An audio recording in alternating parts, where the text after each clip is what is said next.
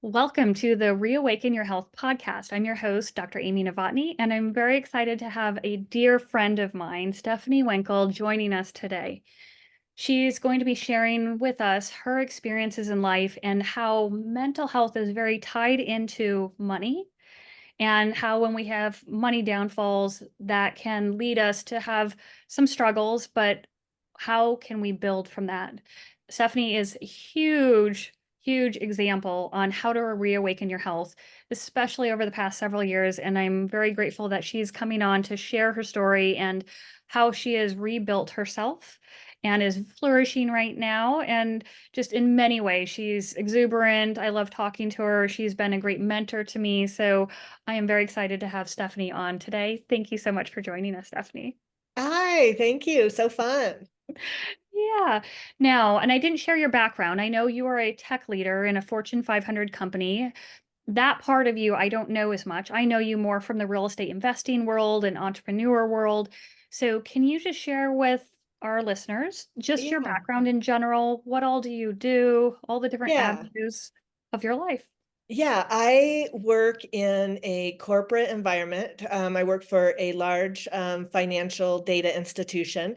And for decades, I have done product development in the software space. So my products tend to be very technical, very nerdy. I won't bore your listeners with exactly what I do, but basically I work with software developers in creating software products. And I've done a ton of different ones over the years.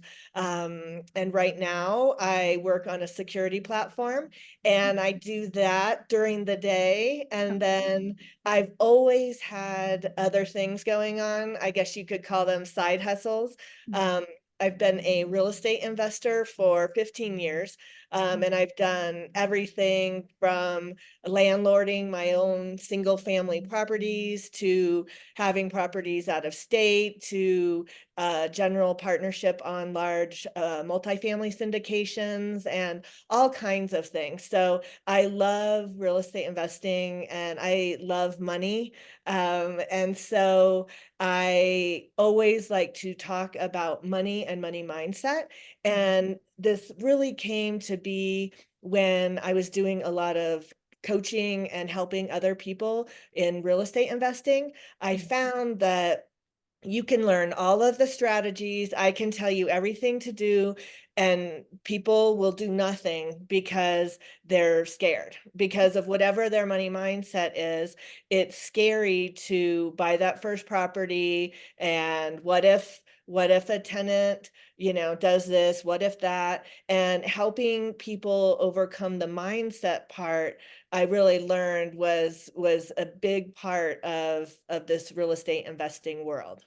Yeah. And often, if you attend events, which I have learned over the past several years, there's a lot into personal development, getting what you say, your mind in the right Yeah, space to take that next leap because your actions are really a reflection of what are you thinking on the inside. yeah.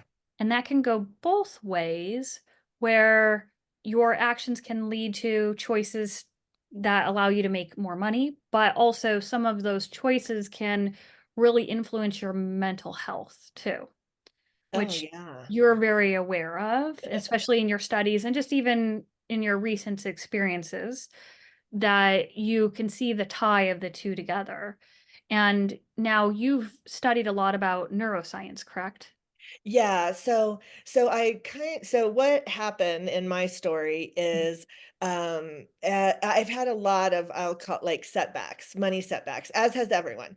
Yeah. The first big one was, yeah, about 15 years ago, I got divorced. And it was kind of like a very dramatic divorce. I had two young children and ended up kind of overnight going from half my income and half my assets and raising two small children on my own. And that was kind of my first real big mental shakeup because of money. I when you did the math on paper, I'm like, I don't know how do I stay in this house? How does this work?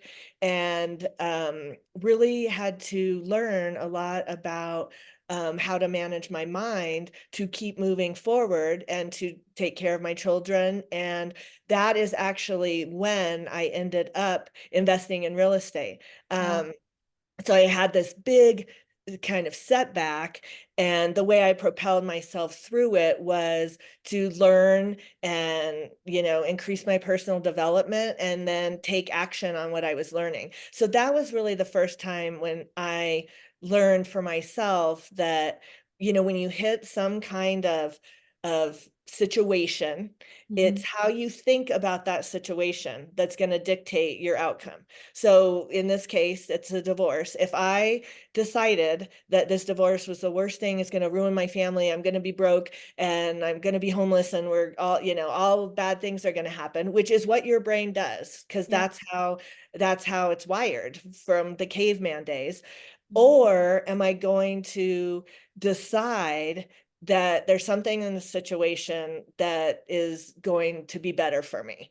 And then as you start to decide to think those thoughts, then things happen like, okay, I could earn income. I could figure out how to have a rental. It was in 2008, and so the market had crashed, and I could buy a rental property for, I think it was, my first one was like $30,000, 2 bedroom, 1 bath, and the mortgage on it was like 500, and I got $800 rent. Like, so I didn't really know, but I knew basic math. And so I'm like, okay, this seems like something I could do. Yeah. So then when you kind of decide something different and then you take action, you're in a whole different direction with a whole different outcome. Yeah. So that was kind of my first realization of, you have a choice when things happen. Your choice can kind of help, you get to choose how you respond to it. Right. And that choice is hard. It So, is, how and did not comfortable. you, in this hard situation, because you had emotional aspects of what was going on, plus financial aspects, plus you have children who are relying on you. So how did you know to make that choice? Was I, there I, support or? yeah, I think in that time, I just have a bent towards taking action. And, Okay. it really comes from growing up with a mom who was in the Marine Corps and is like, pull your bootstraps up and do whatever you need to get done. And so Yeah. at that point in my life, I was just very action oriented. Now, fast forward in the last couple years, I had a pretty big financial setback where I had invested in a startup business, franchise business, and it didn't go like I had thought it would go. And I ended up um, having to walk away from it and losing a lot of money, almost $1 million. And Mhm. I had to sell my house to pay off an SBA loan. Mhm. Thankfully, my kids are grown, and so I didn't have that burden like I had that last experience, but I had no idea what was gonna happen. Mhm. And in this time, now that I've learned so much about neuroscience and mind body, and I really tapped into like, definitely action, but also kind of quieting my mind, and you might call it meditation, but getting grounded in how I'm thinking, like, observing my own thoughts, like, and this was a really hard time for me because I consider myself like a successful, high achiever person, Mhm. and I felt like a huge failure, so I was having to really monitor my self-talk Yeah. and really listen to my own self and decide, okay, you telling yourself you're a failure and stupid is not going to help you here. No. And that's really hard. And what you're showing to all of us is how closely related mental health is to our perception of our successes, Yeah, money, and where we're going with it. And it's good to hear that you still use the basis of what you learned 15 years ago by taking action, yeah. but you brought in other things that you've learned along the way. Yeah, I have the really this idea that your thoughts are optional and you just don't think they are. So in Yeah. a situation like let's say my business lost, it's really easy for me to go, the model was broken, the so and so did that, and really have thoughts that are outside of my control. And they do seem true because they kind of are true, but Mhm. really the situation itself is kind of neutral. And whatever I was deciding to think about that situation is the meaning that I put to it. So I there's this positive intelligence at Shiraz. I'm going to say his name wrong, but he has a book. If you haven't read it, it's great. And his philosophy is that in any situation, there's a gift. And you have saboteurs who are kind of your inner critic, judging you, telling you you're a failure. And then you have your sage, which is your wiser self that's also inside of you that you can listen to and tap into.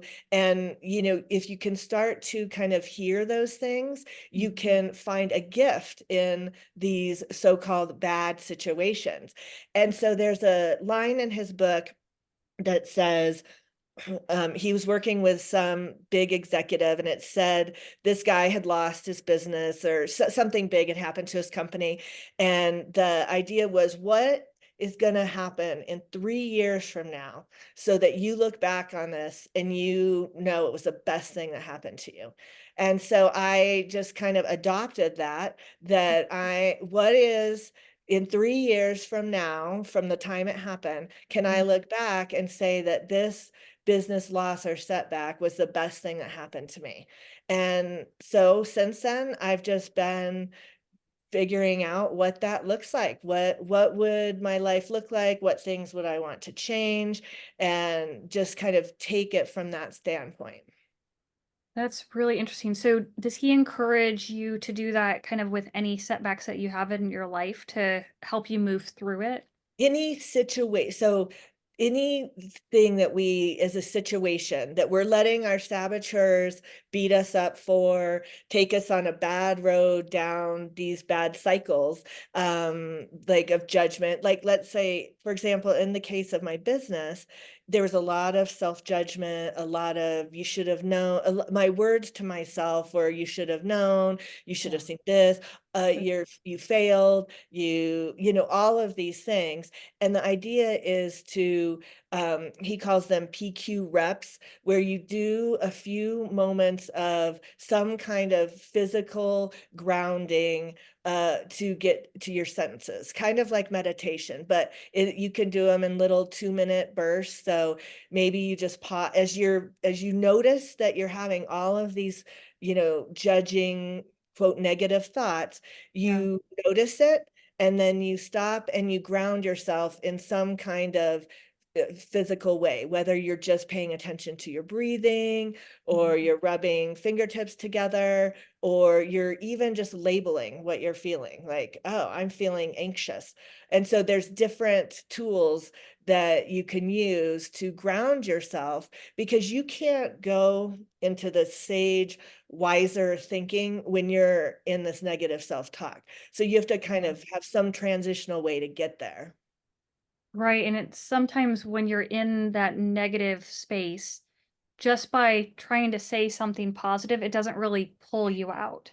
You really Yeah, have you to feel it. can't, like, this notion of affirmation, so to speak, like, "I'm great. I'm the best businesswoman ever." Like, you can't just simply repeat words and you believe it. You have to work on actually believing something. So, you have to get your body involved, and then so that you can access those other thoughts. And really, a lot of it's just asking yourself different questions, like the whole idea of how could this be the best thing that ever happened to me? Like, you want to say it won't, like it's not, like when you're Yeah. in it and you're thinking all these negative thoughts, it's very hard to even, that seems just ridiculous. But if you can work on, getting your body back with your mind, and then start asking yourself better questions, like, what is one thing that is good from this situation? Or, I started to see all kinds of gifts from it, to be honest. One example is my son and I did this together. And we literally like lived through war together for 2 years. So it was an extremely bonding situation. Oh, But then at the end of the day, he wasn't stuck doing this business, and he has a whole different career in financial services. mm, Like, there's so many gifts. Another very big gift from this was I had to sell my house to pay off an SBA loan. And we just decided that my kids and I that we would go rent an Airbnb on the beach in California for Christmas. My daughter was off college for the month, and my son was in transition with me, and I could work remotely. And so we spent a month living on the beach in Southern California, just having memories together that would never have happened. that's incredible. I remember you enjoying that and seeing the pictures that you sent me, and what a special Christmas that you now Yeah, have as a yeah. memory. That's incredible. So all of what you're describing right now is part of this idea of positive intelligence on trying to tap into that inner sage, ask questions of yourself to move you out of the negative self-talk. Is that correct? Yeah, to become aware of this inner critic, he calls it saboteur chatter. And once you become aware, then yeah, grounding yourself in some kind of physical PQ rep, and then kind of reframing and looking for, and there's a whole lot of tools and ways to open up your sage wise self. But the idea is, yes, you should go get support, you should talk to other people, but we also have these answers inside of us. And so when we can quiet ourselves, we can really access our own inner wisdom, which is already there. Many times we don't always want to tap into that, or we're scared to, or we don't trust ourselves. How do you get past the I don't trust my inner sage? Yeah, I think like with everything, these things take practice, right? And there's so many different ways you can practice. I do a lot of journaling, which is a great way to you get all your stuff on the paper, and then you're like, wow, okay, I've got a lot here. And the one of the keys is just being curious, right? I Yeah. think what happens is, yeah, we beat ourselves up, we have negative self-talk, and instead of being curious about like, okay, why I'm feeling very like, one of the things that was happening to me through the middle of this business situation is I would wake up every morning at 3 a.m. and just have that pit in your stomach, like, oh, this isn't a dream. Mm. I call it anxiety. And then I would spin. Then I would be starting to think of all the things that were going wrong, and this was happening every single morning at 3 a.m. So I just started practicing different things. I read a lot about anxiety and neuroscience, and like with these PQ reps, I just started labeling it like, oh, hi, here's anxiety again. And instead of like being mad it was there and like, oh my gosh, this is hard, go away. I just tried to accept it, like, oh, hi, we're doing this again. Okay. And just practicing kind of these kinds of things when they came up. And just like everything, when you practice, you get better at something. There's no silver bullet to setbacks or challenges in our life. We're humans. These are going to happen. And the problem is that we bring on more suffering to ourselves by the thoughts we're having from our situation. Yeah. And so we have the situation, and it's negative. And then we have all these thoughts and all the beat ups and all the things that we're doing to ourselves, all the worry about the future. And we can control that suffering. We can't control the circumstances, but we can learn to manage, how we're reacting to them. Yeah. And no one's perfect at these things. These are all a process.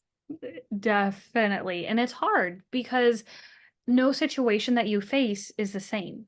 Yeah, Just when you think you've had something handled, you get a completely new situation that's yeah. just slightly different and it throws you off your rocker. So then it's like, okay, now I have to put that practice back into implementation again over and over. Yeah, and with money, Mm, it's even more complicated because we have money stories that we have from childhood, from society, whether they be, you know, rich people are bad, or if I know a lot of people in like the healing space that don't want to make money because they want to help people, of course, and heal them, but you have to also make money to be able to do those things. So there's a lot of things and thoughts that people have about money mhm. that you need to also uncover as challenges or setbacks with money come up, so that you start to learn what your stories are. Right. And that makes sense because it impacts putting food on the table, shelter. So it hits at the very core of us as well as perception. So there's a lot in there that I could see it's not just easy, oh, go ask yourself these questions. No, yeah, you have to dig, and a lot of people don't want to dig into they don't even want to look at their bank accounts. And a lot of people that are really struggling don't open their bills.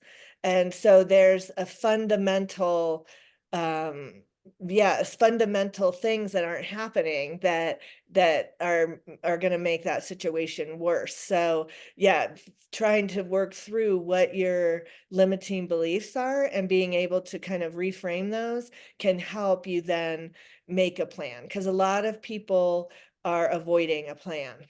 Mhm. And that's, yeah, normal. One of our ways that when we get ramped up Yeah. with a fear, avoidance, freezing, that's Yep. very normal. So, one of the other things that you've kind of talked about too is this mental resilience. I imagine this positive intelligence and coming together and tapping into the sage and asking yourself questions that it's all working on building mental resilience as you practice each time. Is that correct? Yeah, I mean, I think the idea is, when you start doing these practices in general and Yeah. start to be the curious observer of your own mind, then you can start to question some of the thoughts you're having. And as you start to question them, then you get to decide to have a different thought. And if you're deciding different thoughts that, let's say, are more positive, you can build up resilience. And resilience really just means your ability to bounce back faster. So when we hit a challenge, you're going to probably go down for a period of time. But the length I went down at my divorce in some aspects of my life was like years. Um, versus learning and practicing and things, it wasn't rosy when my business went bad, and it really sucked in so many ways, but my ability to be resilient and bounce back was completely different than it was Mhm. 15 years ago. It's just skills to work on. Yeah. And you've had some big, big ones to practice with, unfortunately. Yeah, you get to practice. Yeah, that's and I think most of us have things life is gonna deal you, and you get to practice or not, and Yeah. you get stuck in certain ways, which is where what happens to people specifically with money a lot of times. Yeah. And what's nice is through all this, you're learning or you have learned on how to coach other people in changing their money mindset, correct?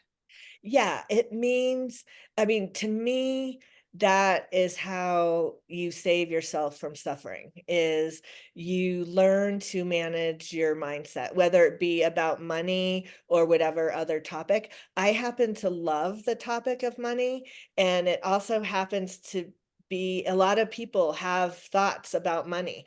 And so I find it very interesting, not just in other people, but I know in myself, especially going through this most recent setback, because I honestly was like, I am rock solid mental toughness. Like I thought I was really had a lot of skills with that. And then I was shocked when this hit me how hard it was for me. So that was great because I got to really dig in more, and it also gives me a passion to want to help people in this area and help them. If you're under earning, how can you earn more? If you're whatever the scenario might be. That's great. So, and I know you now have a website and courses. You have a lot of different offerings and you can work with people one on one. So, can you share a little bit about how you're have this new aspect of your life besides your Yeah, tech work? And can you share with us a little bit more about yeah. So hermoneycoach.com that? Okay. is the website. And right now I'm starting a 6-week positive intelligence group program. I don't have the dates yet, but I'll have more if you go to my website and you sign up. I send out a weekly blog on money mindset topics, Okay. and in that will let everyone know about the coaching program and courses. I'm also working on a 6-week course. I'm not doing a lot of one-on-one because I just don't have time for that. Those are two things that I'm launching in the next month or so, that if get on my email list, you'll get my blog, which comes with a kind of freebie tool every week, Okay. and what's coming next. Oh, that's great. Yes, I was wondering when you were going to actually be working with people one on one. If you're working in the tech world, Yeah, real estate, I'm I was not gonna curious. yeah, I won't be doing one-on-one. I have I do some, but Not very little. time. Yeah. So basically, mostly I'll be doing courses and this group positive intelligence, which is not 6 weeks about money, but it's about using these tools to learn what your saboteurs are and learn to see them, and then how you can kind of go into your stage. And what's great about this topic and doing it in a group setting is you learn from other people. Yeah, So yeah, something that you might not even realize would be a situation that impacts you, you hear someone else describe it and yes, you hear how it impacts them, then you realize, oh yeah, that happens to me too. I didn't yeah, even notice that. So there's a group intelligence part that comes into play when you're in a group setting that you're yeah. describing. So that will be very beneficial for everyone who signs up. I'm Yeah, we excited to hear. also have an app, so a positive intelligent app. So Okay. there's like a weekly lesson on the app, and then you can set it up to remind you several times during the day to stop and do a PQ rep and Oh, get grounded. mhm. And then there's the group call, which is once a week, to talk about that lesson and kind of what everyone experienced that week, based on that topic. Awesome. And can you just tell us one more time what PQ rep stands for? Positive intelligence. Okay, Yep, that's the symbol for that, so that yep, way people know what yep, you're yep. talking about. Just wanna make sure we Yeah, have and it. I talk a lot more about it on my Okay, website, about the methodology and all of that. yeah. Oh, that's great. Now, who should sign up for something like this?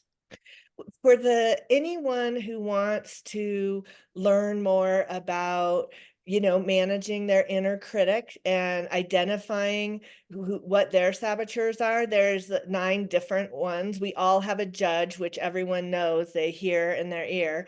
And Mhm, then we predominantly have a couple others that join the judge when they do like beat up fests.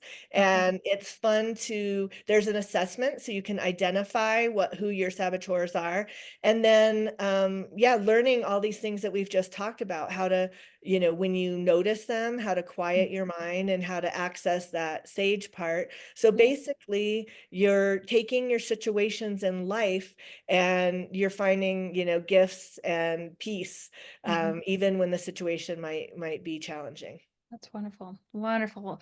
I appreciate that. And one more time, your website. Hermoneycoach.com. Okay, hermoneycoach.com. That's great.